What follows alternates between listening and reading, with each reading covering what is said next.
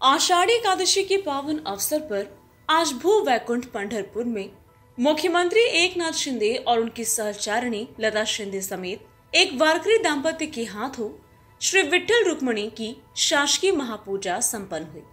इस अवसर पर पालक मंत्री चंद्रकांत पाटिल, केंद्रीय राज्य मंत्री प्रताप राव जाधव, मंत्री राधाकृष्ण विखे पाटिल, तानाजी सावंत, गिरीश महाजन समेत सांसद श्रीकांत शिंदे और अन्य सांसद तथा विधायक उपस्थित थे।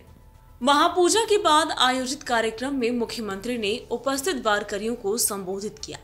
उन्होंने कहा कि श्री विठ्ठल के आशीर्वाद से सभी के कष्ट दूर हो जाएंगे। उन्होंने ये भी कहा कि हमारी सरकार किसान, मजदूर तथा समाज के सभी वर्गों की है। हमारी सरकार राज्य को सुजलाम सुफलाम बनाने का प्रयास कर रही है।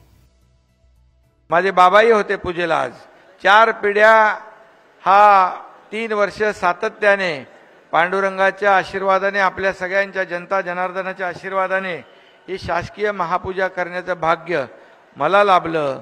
त्याबद्दल मी आपल्या स्वतःला भाग्यवान समजतो। ही पांडुरंगाची कृपा आहे, आपल्या सगळ्यांचे आशीर्वाद आहेत आणि त्याचमुळे या सगळ्या गोष्टी शक्य होत आहेत।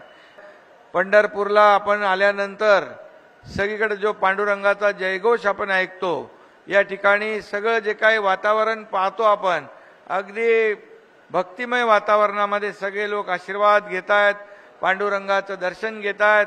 मला वाटतं यावर्षी गेल्या वर्षापेक्षा जास्त 20-25% वारकरी आमचे बांधव भगिनी जास्त संख्येने आलेले आहेत।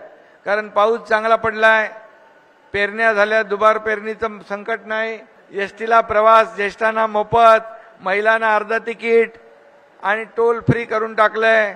वारकऱ्यांना आज दिंडीला पण आपण अनुदान दिलंय। मुख्यमंत्री माझी लाडकी बहीण योजना झाली आहे, लाडका भाऊ पण झाला आहे, त्यालाही आपण दर महिन्याला स्टायपंड देतोय। शेतकऱ्यांना देखील 7.5 HP पर्यंत मोटर जे पंप चालवतात त्यांना वीज बिल माफ तेही करून टाकलंय। हे सगळं जे आहे हे शेवटी सरकार तुमचं आहे आणि पांडुरंगाच्या आशीर्वादाने हे सरकार आपला कारभार करते आहे। आणि म्हणून मी नेहमी म्हणतो की बळीराजाला सुखी कर, बळीराजावरची संकट दूर कर, चांगला पाऊस होऊ दे, चांगलं पीक येऊ दे, सुखीचे दिवस येऊ दे आणि शेतकऱ्याच्या जीवनामध्ये सोन्याचे दिवस येऊ दे, सुख समृद्धी येऊ दे। कारण वारकरी म्हणजे शेतकरीच आहे। शेतकरी, वारकरी, कष्टकरी, कामगार, माझ्या माता भगिनी, युवक, ज्येष्ठ, सगळे लोक, या राज्यातला प्रत्येक घटक जो आहे हा सुखी समृद्धी झाला पाहिजे, हीच आमची पांडुरंगाकडे प्रार्थना असते।